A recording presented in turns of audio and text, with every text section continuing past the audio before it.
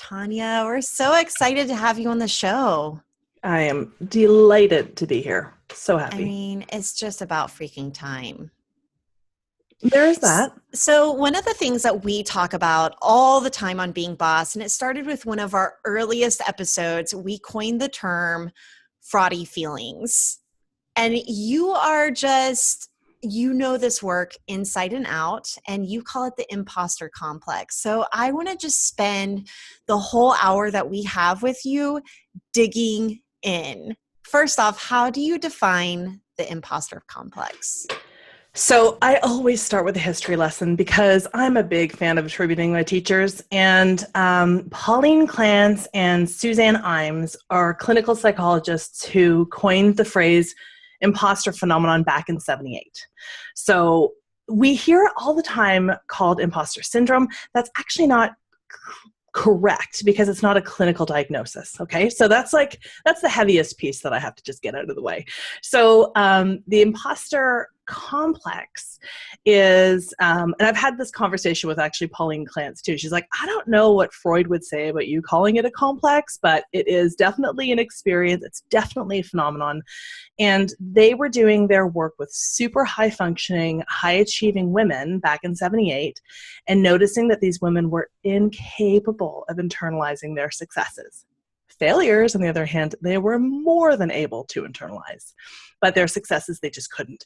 So they would always attribute to their success to luck or fluke or timing or having deceived people into thinking that they're smarter than they actually are. And so I'm not at all surprised that you coined fraudy feelings so early on, because this is so up for us in our work, especially those of us with strong values of integrity, mastery, and excellence, and who are high functioning and high achieving. Yeah, I mean, this is something like not even the women friends that I know, but I have male friends and neighbors and acquaintances who have like come out and spoken to me about feeling like an imposter in their job and not being able to take the good things that come from them or come to them as rewards of the work that they've done, but luck or these things that have just sort of come up for them, and they feel like unworthy of it. And I say they. I guess I should probably say we, because I'm totally guilty of this as well, of seeing all the things that I've built, and I know that I've built them, and want to contribute the success to someone other than myself. Yeah. So great. Love that you brought that right in from the very beginning. The research began with women, and then it continued with Valerie Young wrote a book called The Secrets of Successful Women. So it has become a very gendered conversation. The reality is, though, everybody experiences it. And I say that with a tiny bit of an asterisk, because certainly people who are, okay, if we were to imagine that the center of the universe is the white, able-bodied, cisgendered male, at any place that you feel any degree of separation that you feel from that center of the universe, for instance, it's going to show up. Okay. So we could spend all day talking about that. But the truth of the matter is it is actually also bioevolutionary in context. It is in place to make sure that we don't mutate too fast. It's a little like fear, right? So to say that women experience fear more than men would be absolutely absurd. And then the other place that makes it even more interesting is that the coping mechanisms that we go to are often pretty conditioned from a feminine perspective. Okay, so there's like all of these different layers going on. And all that to say, men absolutely experience it. Okay, do you think everyone has the imposter complex? Because I know that Emily and myself, like on our most badass days, we would probably be like, no, don't have that, not worried about it. But the truth is, I mean, I think that we're humble enough to say, yes, we can suffer from imposter complex. But do you think that there are people, like, aside from the center of the universe that you mentioned, like my favorite Beyonce, I just can't, whenever I think about Beyonce, and I think about her often almost as an archetype, I wouldn't want to put too much pressure on her as a person, but as an archetype, I think of her as this just brilliant light of talent and confidence. And I just can't imagine that she suffers from the imposter complex. So do you think everyone's got it? Yes. Even Beyonce? Even Beyonce. Because every time you are on the precipice of something new, it is bioevolutionary in context, okay? So it's like that's, by definition, the moment you step into something new, it's going to show up and go, you don't know everything. You haven't done quite enough. Anything you've done has already been, it was a fluke. It was an accident. You just got lucky. Now, okay, I can't actually speak for Beyonce, but I can speak for her mother.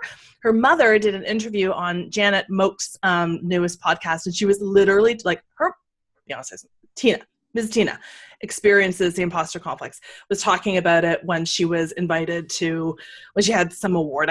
I'm doing a botched job on that story, but she literally names it. She doesn't call it the imposter complex, but that's exactly it. She's like, they're going to find out that I just got really lucky.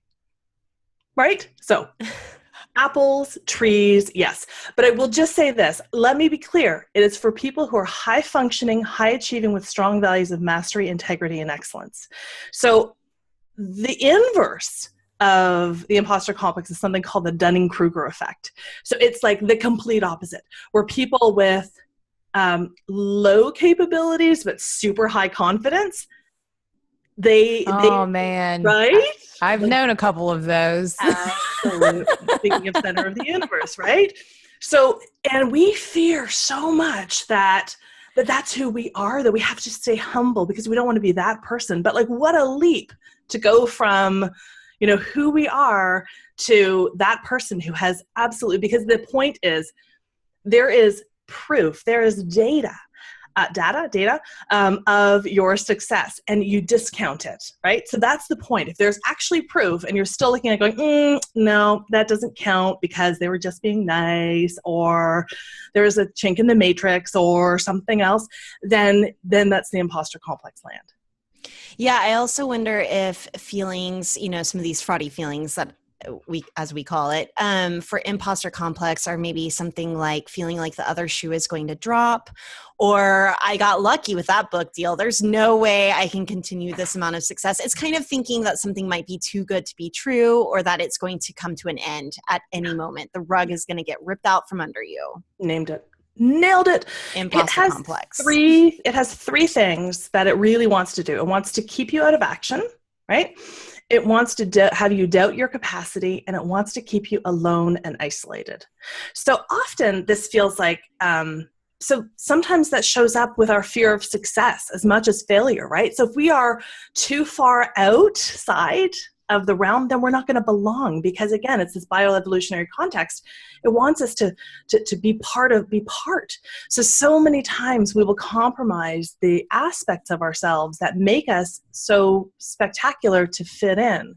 So some of these coping mechanisms, is it useful to go into what those are? Yeah, but real quick, I want to talk about, we've talked about the fear of failure, and that's an obvious one. I think that we've all experienced that, the fear of failure, the fear of rejection, the fear of success, not so much. I even have been like, what? People who are afraid of success, that's not a real thing. Like nobody's actually afraid of success. So I think that though, this is where we get into the nuances of the imposter complex. And so for example, I thought I wasn't afraid of success, but once I started to see some of your work, some of the lies that the imposter complex wants us to believe, I could identify with, 9 out of 12 of them. Like they all just related so much. So I really wanted to dig into that, because I think that that's something that keeps coming up, is this fear, this idea of the fear of success, and that just not feeling very relatable. Like, what? Is that a real thing? So yeah, let's go ahead and dig in a little bit into some of the symptoms or feelings that someone might have whenever they're coming up against the imposter complex, or some of the lies that it wants us to believe, as you would call it. So there are 12. There are 12 lies in all. And these are, some of these are going to deeply resonate, and some are just going to be like, woo, thank good Lord, I don't have to deal with that one. And really, if we believed all of these lies at any given point, we would never get out of bed, right? So it's just, you've got your own particular tells. And I name these lies because I want to be super clear. my work in the world is not about eradicating the imposter complex. It's like fear again, right? We can't, it's part of our makeup. It's letting us know that what we are on the precipice of really deeply matters. So it's more about having what the Buddhist monks call a faster recovery. So when you hear the lies for what they are, you can go, got it? Now I know what to do. Okay? So lie number 1 is this self-doubt that you're experiencing is proof of your inadequacy. So I'm experiencing this, therefore I'm incapable. I know, Emily's got a face like that. That one sounds gross. It's super gross. It's awful. It's awful. The truth is, of course, the self-doubt is proof of your humanity. Okay? This one shows up for me most in parenting. Right. See, I shouldn't have been a mom. I'm the worst. Oh. Because I don't know if he should go to Montessori or public school. You know, shit like that. It's so dumb. Okay, let's keep going. Not to make this whole list about me. But what about... No, I would love to know how each of these show up for you guys. Like, the truth of that question is your self-doubt is... That's a normal thing as a parent to be wondering, am I doing the absolute best? This is why I'm not at all interested in eradicating it. I just really need people to hear that these are lies. I know. And now that I know it's a lie, I can shine a big old light on it like the boogeyman. It's not real. Okay. Not real. What's the second lie? Successful people don't experience this. Right? Oh, like Beyonce doesn't experience this. Come on. There's no way that she does. All this is just once again trying to keep you separated from, trying to keep you separated. And it further entrenches our belief in our inadequacy. But here's why we love hearing that Neil Gaiman and Amanda Palmer sit around the dining room table talking about the fraud police, because we absolutely know that we are in good company when we hear the people at the top of their game experience this, because again, it's not about eradicating, it's about the faster recovery. So what do we do when we come up against absolutely devastating fears? What is our next right action? I'm really interested in the people that take that next action in spite of it, right? It's probably why Lemonade was so successful, because Beyonce was like, oh no, don't worry, I've got my shit, let me write an entire album about it. So I think that there is this trend amongst really successful people, like next level successful people are kind of a little bit more transparent. And I wonder, is there a line or balance there where to be successful or to be a great leader? I mean, if Barack Obama was tweeting every time he was freaking out about policy, we would have doubted our confidence in him, right? Like sometimes you need, or even as a parent, you need them to put on a good face, right? So what is that line between being a leader who's like showing a good face to be brave and to be, a great leader versus someone who is like maybe floodlighting, that's a Brene Brown term, floodlighting the world with all their shit in the face of transparency. Or just the medium place in between. Right. Because I don't think it is just one or the other. It's a whole spectrum. So it's so interesting because the line number 6 or 5, I can't remember, is don't tell anyone about this. Don't tell anyone about this. Just suck it up, buttercup, and just don't ever acknowledge this experience, because they maybe haven't figured out that you're a fraud yet. And if you point it out, then they're going to totally know. So my desire is that people just name it. We talk about the fraudy feelings. We talk about the fraud place. We talk about the places that it got tough. And then here's the decision that I made. And now I'm past that piece and I know what to do next time because it's going to show up again. Okay. So 100% about that, but everything's a contradiction. So line number 6 is actually, you must tell everyone about this. Okay.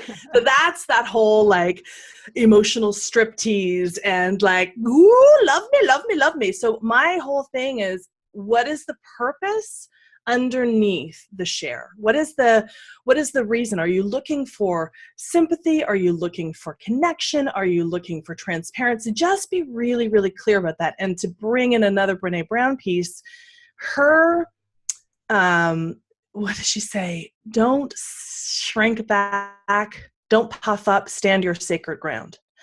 And when I feel into that, I know exactly where my spine needs to go and just how much to share and just how much to hold for myself. I see this so much when I'm working with leadership teams where this vulnerability paradox, again, another Brene Brownism, shows up where it starts to really erode the confidence that we have in our leaders. So really knowing that set point and the reason we're sharing in the very first place, I think it's really, really critical. And I want people to name it. So the two live in contradiction, and we're multifaceted beings. Yeah, I also want to point out this idea of spectrum of sharing too, because I feel like people see either keeping it all to yourself and sharing with no one, and the opposite or the alternative to that is sharing it with everyone, where in between you can share it with your partner and give it a name and feel so much better, or your best friend or your group of friends or whatever. So you're telling the people who can help you or commiserate or just hold that space for you without telling a million people you've never met about this thing that is, pretty private for yourself. And I think that oftentimes whenever we're talking about sharing these days, people see it as sharing on your Twitter to everyone who could ever see it.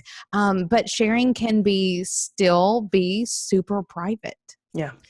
Yeah, I definitely think that there's a spectrum there. And with my expertise being in branding, specifically around personal branding and blending who you are into the work that you do, this is a spectrum that you especially have to be mindful of.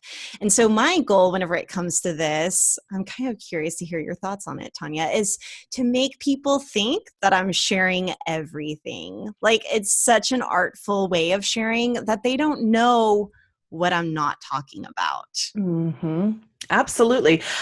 Somewhere along the line, we have this belief that when we have an outward facing business that everything gets owned by people beyond us. I think that's extremely damaging. And I think it misses the mark. And the mark that we're trying to make is connection. And so back to that fear, I'm going to say connection probably 50 more times in this, because fundamentally, that's what I think most of what we're here doing is about. And so that is what sits embedded underneath our fear of success. If I am deeply, wildly successful, are people going to disconnect from me? Are people going to disconnect from their ability to know me? Am I going to disconnect from my audience? Am I going to disconnect from my family? Am I going to disconnect? There's a belief that we are going to have to disconnect for us to be able to maintain the places that our success is going to take us. So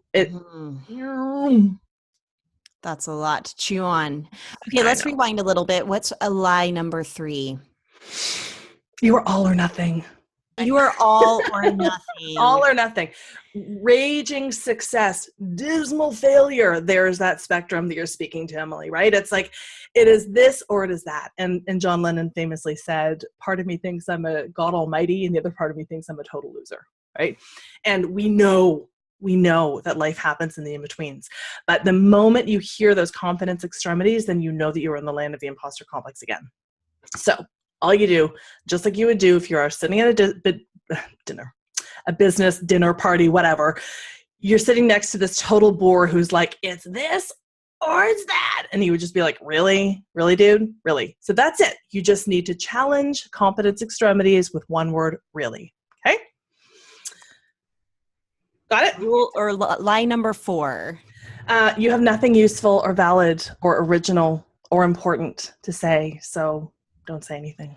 Let's dig into this one because I feel like all of our listeners, even us as we were writing our book, I mean, it is just hard. Even now as we continue to do the work that we're doing, what left is there to say? Especially with everyone doing the entrepreneur thing these days, which isn't everyone, but there are a lot of us. And we are getting tons of emails about saturated markets and how do you differentiate yourself? And I'm not doing anything original. This is a big one. This is a huge one. And look who I'm talking to. You with such strong brands. So thank you for sharing that, because everybody listening is like, well, if these guys are if they're feeling it, how can I possibly? So the truth of the matter is, it has all been said before. It's all been said before. It's just let's just dial that way down. But your people want to hear it in your way. And that's what you guys speak to all the time. 100%. So I'm telling you what Pauline Clance and Suzanne Imes came up with in 1978. And there's evidence that shows the Buddha was talking about this. Okay? This is not new. This is not new information, but it's delivered through my lens, my experience, my understanding, such that it may be of service to the people who I believe are listening to me. And when we believe this lie, we don't say anything, we don't communicate, we pass up opportunities, and all that does is further entrenches our belief that we are imposters and that everything that we had going on before was just a function of luck or fluke or timing. Amen. So cut that shit out. Done. Okay. Out. We did 5 and 6. That was don't tell anyone about this, tell everyone about this. Line number 7, ding, ding, ding. You're not ready yet. Ooh. So finally, though, you're not ready yet. Not ready. But this one here, like, we finally have a little glimmer of hope from the imposter complex. You're going to be ready one day, sweetheart. Just not, that day's not today. So get yourself another degree or get another, 10 years under your belt, or when you win that award then. But what do you guys know about ready enough? You're never ready enough. Never. Right? Like the pencil's sharp enough to say what needs to be said, right? Everything that you have ever experienced has brought you to this moment, and there might be some spectacular failures, and there's going to be some spectacular learnings that go along with that. You do it, you are ready enough. Ready enough, okay? The pencil is sharp enough to say what needs to be said. That is so good. I need to get that tattooed on my forehead. And I've literally spoken to hundreds of engineers who were like, it can always be a little bit sharper. Yeah, it's for sure. It can always, but is it sharp enough to write the code? Is it sharp enough to say the words? Is it sharp enough? Yes, it's sharp enough. All right, there we go. You're never going to be able to pull that off again. Yeah, this is the one that I'm in right now. Right. Yeah. I'm feeling it big time with the book and just even the podcast. I guess this is kind of some of that fear of success that comes up, is just even being able to sustain it at the rate in which you grew it or started it. Right. So look how many qualifiers you have in that. At the rate, right? So it's like there are all of these rules that you've created in and around what it would mean to replicate this, when really where you are at in your trajectory is looking for depth or breadth or, right? So it's not even, it doesn't have to be the same way that it got created. Do you see what I'm saying? Okay. Totally. Okay. So the success that you have experienced, there might have been some good seers in your life. The stars might have been aligned and you might have gotten a little lucky, but you showed up with your skills and your will and your talent and your tenacity and your excellence. And as long as you keep showing up to the table with your skills and your will and your talent and your tenacity and all of your excellence, you can have it happen again and again and again and again and again. I have literally had people say to me, I'm afraid to write my book because I don't know how I'm going to follow up on my book. because I know it's going to be second book is going to be about, so I might as well not write the first one. Exactly.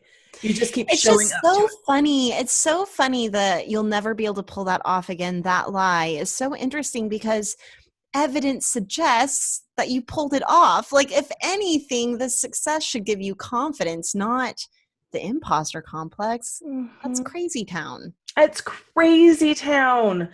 And you know what it is too? It's not just crazy. This is what happened to the one-hit wonder. They gave in, right? They just gave in. I can't do that. Chumbawamba gave in. Can't do it. Can't. You guys don't even know what Chumbawamba is. Yes, of course we do. Again, you're never gonna get me down. That's what happened. That's what totally happened. They're like, what's the point, right? No, I'm not. They never got up again. They never got up again. All that whiskey and gin and whatever else, right? So that's exactly what happened. But your job is to continue to show up. Your other job, Kathleen, is to be mindful of the rules that you have made for yourself about what that needs to look like. It's gonna just look different. So part of where I really want people to come back to is recognizing every time they were on the precipice of this, on the precipice of new. I actually have a sense that what's happening with you right now is there's like this trapeze swinger kind of experience where you're not quite, you're like in betwixt, right? The rungs. And so the moment you're super clear on what the next is for you, it's going to show up super loud and proud in and around your capacity. So you just need to go back and keep reminding yourself every single time you had believed any of these lies so that you can come back and have a faster recovery, like I said. Actually, this brings up something super huge for me, and that is around the idea of especially creatives in general. And I'm thinking very obviously, hopefully, of myself, where so much of what you do and make depends on creativity and those like creative sparks or those little ideas that will take you to the next place. I have been in a place lately where I'm just waiting for it to happen. I'm just waiting for, like, I'm showing up, I'm doing my work, all of the things, and I know there's something on the horizon. I just don't know what it is yet. And I've heard, and actually this goes to, I guess, Elizabeth Gilbert and Big Magic, this idea of just nurturing the things, doing the work and hanging out and waiting. But damn it, that waiting is difficult. We are so name dropping the same women over and over and over, and I can't wait for people to be name dropping us in similar podcasts. But Elizabeth Gilbert talks about this experience. Tom Waits having this experience. Do you remember this? And he was just like, and he's like, he pulls over on the side of the road, and he's like, "Damn it, song! Why did you have to like come to me while I'm in rush hour traffic? Why in this moment?" But that is really how it happens. And so our job literally is to get into relationship with our creativity. Foster, what if you were literally in a relationship with your creativity, what would be those conditions of success, right? You know what they are with your partner. Kissing my creativity. Right? Making out every day. 2 hours, 2 hours a day. All right. You take that to your journal. Creativity, move through me. What does that look like? Does it look like long baths? I don't know. But ask and it will answer. You're not asking it. Love it. Okay, next lie. Where are we at? Oh my gosh. Number nine. Okay. Woo! I'm just Kathleen's French kissing her creativity. So that's where I just went. You got distracted thinking about it. Take a second if you need. I did. I do think, though, I really want that to land. I mean, we want to be in a relationship with our businesses, with our success, with our power, with our creativity. So what does it look like to be in a relationship? It means calling and answering. What do you need from me, right? Get woo-woo. Just like commit to writing and calling it in. Okay. It's just a matter of time before this all crumbles beneath you. It's a matter of time. Sorry, I don't mean to laugh, but I was feeling that one just this morning. Just a matter of time. So what do we stop doing? We stop, right? We just go, best not do anything. Don't anybody move. Right? Or I also think that this is where a lot of creatives might be jumping ship too soon. Like they're like, this boat's gonna sink. I need to jump ship. New idea, next thing, whatever that might be. Right. Yes, absolutely. So we stop or we stay out of action, which is exactly what I told you that it wants to do. It wants to keep you out of action. Okay. So it's just a matter of time before this all crumbles beneath you is an invitation for you to think, is that true? Or just how much better can this possibly be? Flip it around. Okay. Love it. You can't trust the praise of others. Ooh, lie number 10. Yeah, you can't trust the praise of others. So this is you look beautiful. Like, what did you do? And you're like, oh, it's not me. It's just my Botox. Yeah, exactly. Or, this whole dress, I got it for $2 at Goodwill. Yeah. And yes. And here's where it gets super tricky. This is that feminine conditioning piece I was talking about earlier. One of our coping mechanisms is to get people to like us, people pleasing. So this is one of those double binds that it shows up with. So if I get people to like me, score.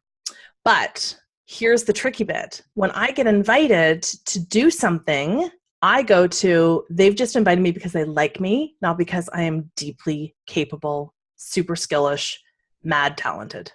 They're just giving it to me because they like me. So I can't trust that.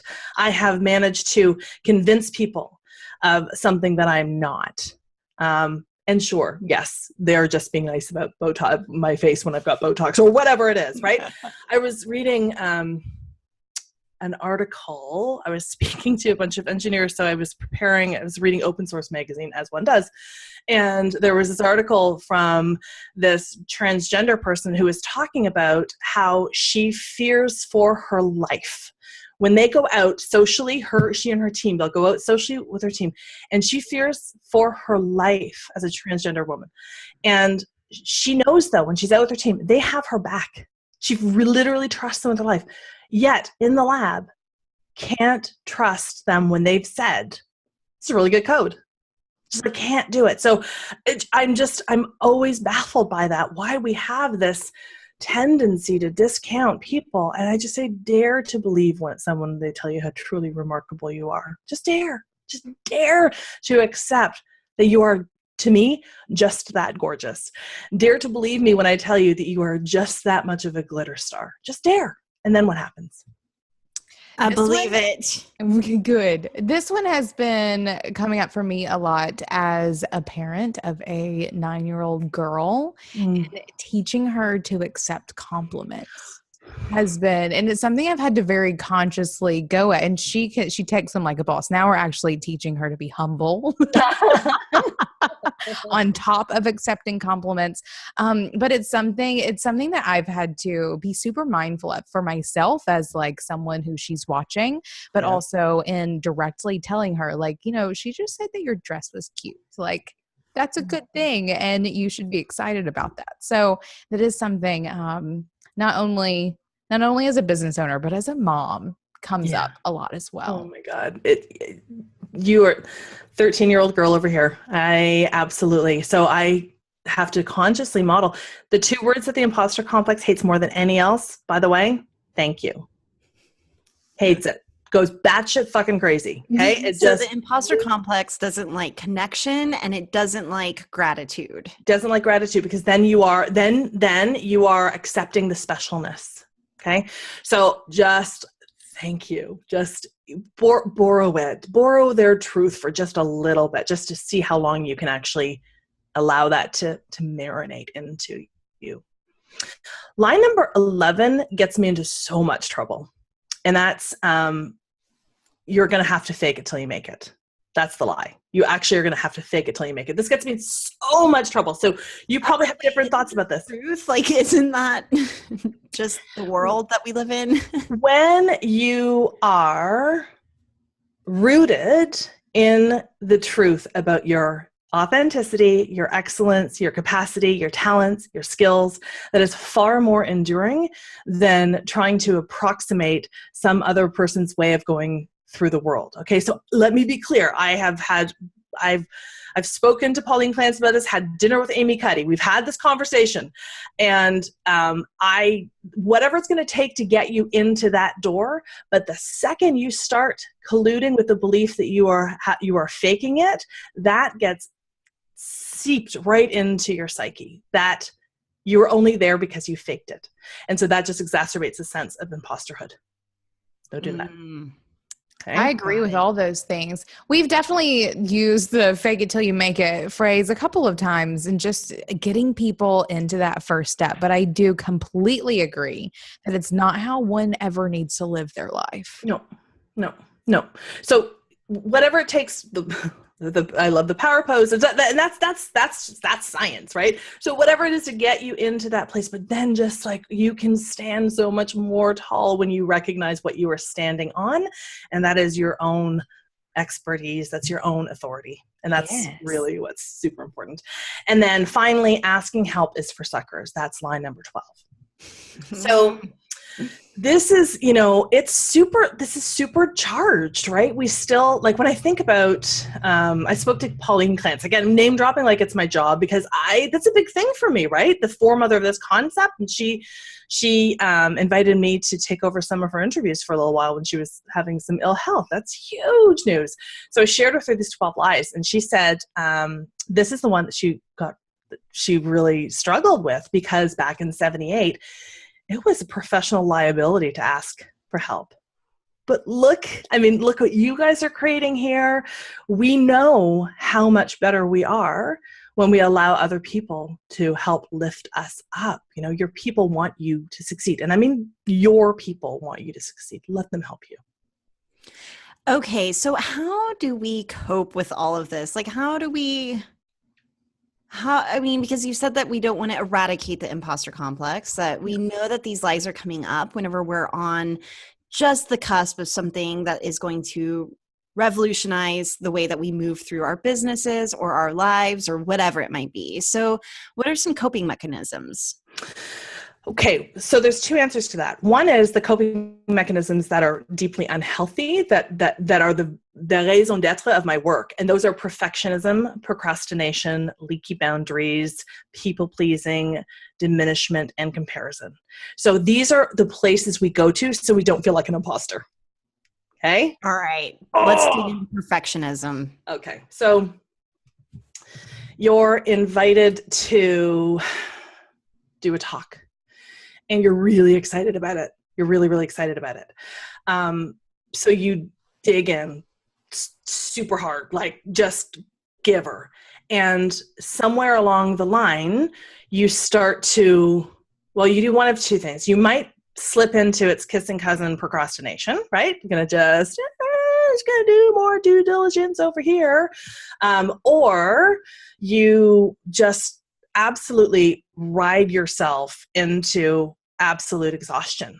So if you are in that place of exhaustion, what tends to happen here is that you narrate the story that if I were deeply capable and worthy of this, I wouldn't have to struggle so much with this. Okay, so that just roots it in even that much more.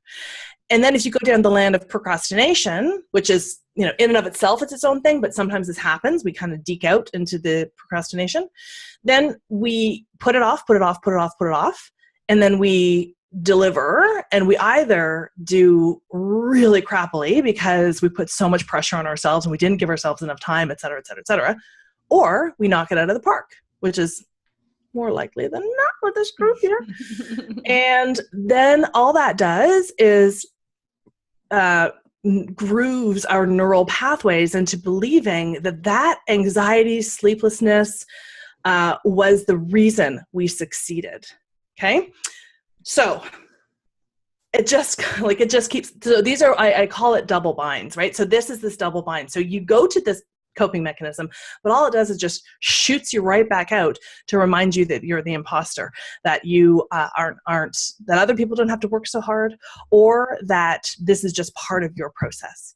And it's the same. So any questions? I get so excited about this. I'm tracking with you. It's all feeling very spot on. Okay, cool. Experiences that we've all had. Yeah. And I'm sure our listeners have had as well. Yeah. And we just need to disrupt.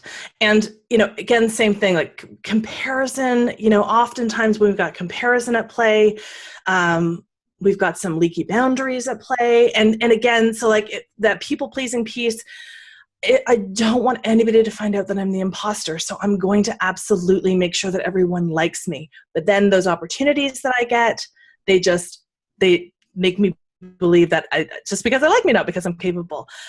Leaky boundaries. This is where we're going to agree with people that we don't actually agree with. We're going to say yes to opportunities we don't really want to be doing. And then there we are standing in this place that's not true and authentic for us, which of course just reminds us that we are the imposter. So all of these different places just continue to exacerbate that. So that's my point, is to make sure we disrupt. And this blew my damn mind when I saw this, that each one of these, they collude with each other. So it's like the Matrix.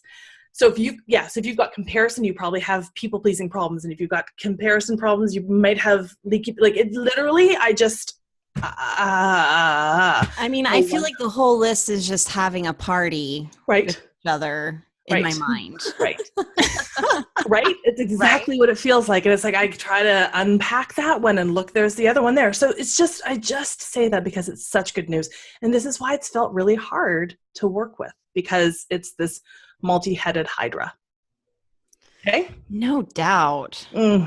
Okay. So let's talk a little bit about whenever it comes to these unhealthy coping mechanisms. I just want to talk a little bit more about comparison, because I feel like that's one that probably a lot of our listeners experience a lot of. And it seems like it, maybe ties into a lot of these lies. I mean, all of these unhealthy coping mechanisms that you can almost see where they directly relate to the different lies. But I'm curious some more of your thoughts on comparison. Well, and I'm going to throw in procrastination, because whereas you see comparison for sure, I feel like what I feel most coming from people who are sending us emails and asking us questions, it's procrastinating doing the thing. So maybe if you can tag team those together. Well, again, they probably collude. For some people, it's both.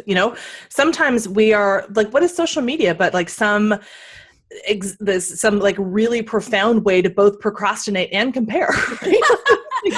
Right? You just named my Instagram account. Yep. So, I mean, comparison, okay.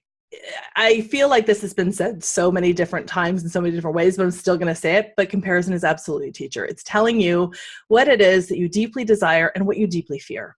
So I've done some work with Lauren Bacon, amazing leadership coach. We created a program called Beyond Compare a little while back. And what we were looking at was this framework from where we disdain and where we hero worship.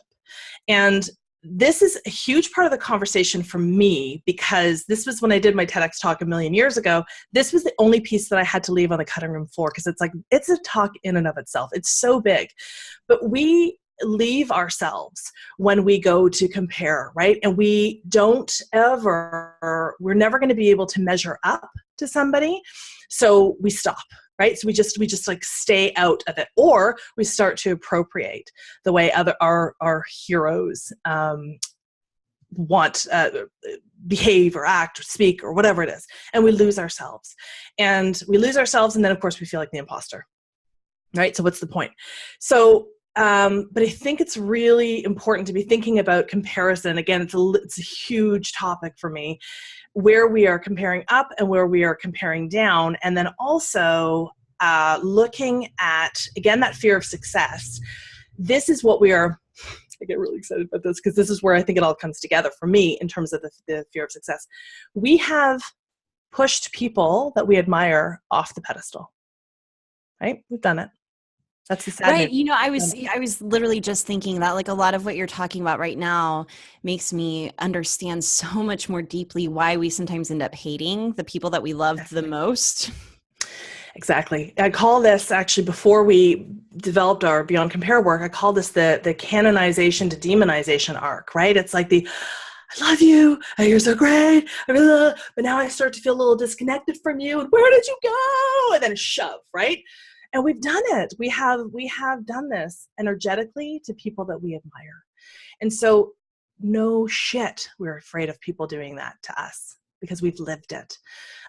So there's this whole tall poppy syndrome piece where people, it's a kind of an Australian context, but it's showing up a little bit more in North America conversations. But it's this idea that the tallest poppy is going to get snipped at the neck. It's an excruciating idea. It's an excruciating concept, and I think we just need to be responsible for where we have done that to others, and then we can start to clean up our own beliefs about that. And remember that we get to design what our success looks like, how we choose to stay in connection with our audiences, with our family, with our people, with our beloveds. Okay? And this is the part of the imposter complex that's the most difficult for me to really embrace is that, like, okay, all of these things are lies and I see it, but then if I'm the tallest poppy and I'm still getting cut at the neck, like, if consequences have happened that Mm-hmm. feel like truth within these lies, it's hard to say, well, these are lies, or this was an aspect of leaky boundaries or people pleasing that led to getting chopped down at the neck or whatever. Mm-hmm. So I guess my next question is, or do you have any thoughts on that? I've Like, got many thoughts on that. Sorry, Emily, go ahead. Well, I feel like this is just where you need to be a rebel and say fuck it all and do what you want. Mm. I mean, I feel like you're so good at that. That's Emily's imposter Okay. complex strategy is the Mhm. fuck it all strategy. Mm-hmm. Mm-hmm. It really is. And it works all right for me. Mm-hmm. And so where you've been cut before, heal, grieve, and do differently next time. Okay. So I get that for you, the part of, can I trust the praise of others? That gets very tangled. So your job Oh, is, I'm actually good with that one. I'm a youngest okay. sibling. I'm good with the praise of others. Okay. But whatever the thing is that leads you to this place of not being able to trust that others aren't going to do that again. Okay. I So think it that's might be even like in the context of haters. Like you have nothing original to say, and then someone tells you the lie that you fear the most, mm-hmm. and they write a review saying you have nothing original to say, and then you're like, Mm-hmm. oh shit, it's true. And I'm just like, fuck it all. Mm-hmm. Fuck all y'all. Here's my best piece of advice about haters. How rhetorically sound is this criticism? How rhetorically Right. sound is this criticism, right? Like this is, again, it's you are all or nothing. You know what? I disagreed with this perspective, but I can't stop reading it. Screw you, right? Like, how rhetorically sound is this? Like, why do we allow that to seep into? Because there's still a bit of the people pleasing. Still a little bit, Kathleen. Oh, 100%. Mm-hmm. Okay, so Okay. I know we only have you go. Okay, because all the pain. Okay, remember it has 3 strategies. It wants to have you out of action, doubting your capacity, and alone and isolated. So simple. What we have to do is meet it exactly where it is. And this works for procrastination, perfectionism, leaky boundaries, works for all of it. Your job is to meet the critics. So it's perfect that we just came up with the haters. You literally have to meet the critics, the inner critics, the outer critics, and find out what they're actually here to tell you. And then your job is to be discerning about what you need to keep and what you need to turf. And this is where having an Emily in your life and an Emily in my life and an Emily in all of our lives is bitchin', because we need to look at how rhetorically sound this criticism is. If it's an inner critic, what is the value that it is trying to have us hold sacred? And oftentimes, my friends, it's connection. Okay. So this whole just kick it to the curb, whatever. No, that doesn't work. You have to actually get in there, get brave, and face whatever the fear is, whatever the inner critic is saying or whatever the external critics are saying, and then take what you need and turf the rest. And there is no shortcut to that. Okay. Done. Okay. What else? Wants you to have you doubt your capacity. So your job is to remind yourself all that you've done. I don't care if it's a 7th grade science project, or when you dumped his ass, or when you said yes, or when you said no. I don't care what it is. You need to get super granular about all of the times that you were on this precipice of what you wanted and you did the hard thing next. And this is so important that we do the inner work before we go to the external once again, because I'm not going to believe you when you tell me that I am so rad if I don't know how rad I actually am, right? It's the water off a duck's back thing, especially for those of us who are people pleasers. That's totally my tell, by the way.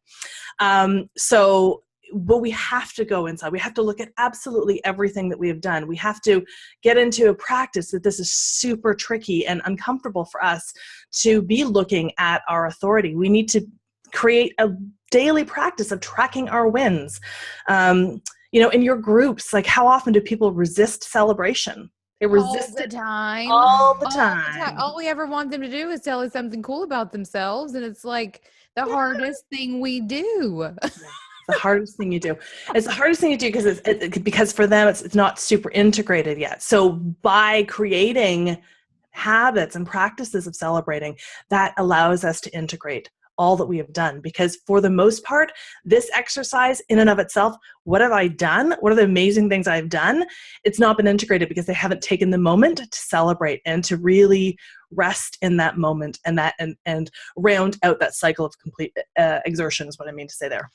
Yeah, Okay? I love that idea of really cementing that groove of I did this thing by celebrating it. Yeah. Because it's one thing just to write down a list of accomplishments, it's Yep. another to really feel it and Yeah, to to really feel it. acknowledge it and honor it.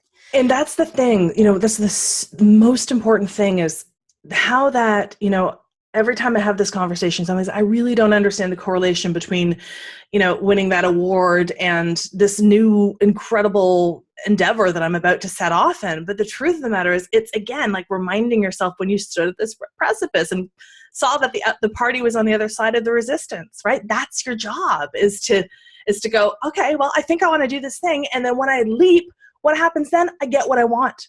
Woo-hoo! So that's what we want much more of, please and thank you. And then once we've actually taken that time, and I mean like sustained time, then we can start to gather the testimonials, the reference letters, the sweet tweets, the loveliness that other people say about us, and collect that. And I still have this Yum and Yay folder that I created like 6 years ago, where it's all these incredible things that people write, and it's a touchstone for me. It really is. And I was and I mean, hundreds and hundreds of people have been doing this ever since, but and I mean, I'm sure you guys have your own version. We have brag boards, we have whatever it is, but like when we actually gather it, what the imposter complex has to say about our inabilities just crumbles beneath the weight of all that we've done and that people have reflected back to us. But we have to go inside first.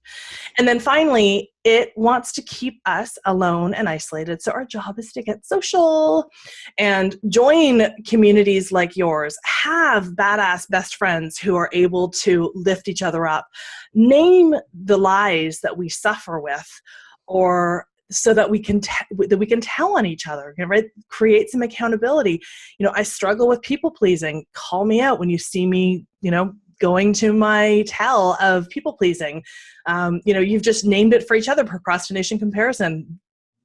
Like, be up each other's nose about that. But it really can't, our job really is to be in community around this. Yeah, and you can be in community even if you're an introvert. Uh-huh. Yeah. Maybe that's a lie that the imposter complex tells us, is that I can't hang out with people or connect because I'm an introvert. I think it's how we connect, right? Which is our job then is to figure out how to be connecting with others. Tanya, it was so good getting to speak with you. Thank you for joining the show. You have a wealth of information to offer on the imposter complex. Where can our listeners find more? TanyaGeisler.com, and then you can sign up for, I've got this nifty 4-video series that's really an imposter complex primer. It goes a little bit deeper into what we were able to cover today, even though today was super, super fun. Thank you guys. And finally, what makes you feel most boss? Oh, I know I'm supposed to answer that really quickly, but the thing is, I was thinking about this the other day. My experience of sovereignty makes me feel most boss. And I was thinking about that in a very specific way last week. My life had just piled on top of itself. There was elder care stuff, child care stuff, business stuff, new opportunity stuff. And I was like in the middle of all of it. And I thought, I made this happen. This is amazing. My dream isn't Mai Tais on the beach necessarily. My dream is this, to be able to have it all and manage it all and feel sovereign in that. And that makes me feel so boss. Great answer. Thank you so much for coming to hang out with us. Totally my joy. Thank you both. Thank you so much to our team and sponsors who make Being Boss possible. Our sound engineer and web developer, Corey Winter, our editorial director and content manager, Caitlin Brame, our community manager and social media director, Sharon Lukey, and our Bean Counter, David Austin, with support from Braid Creative and Indie Shopography. Do the work, be boss, and we'll see you next week.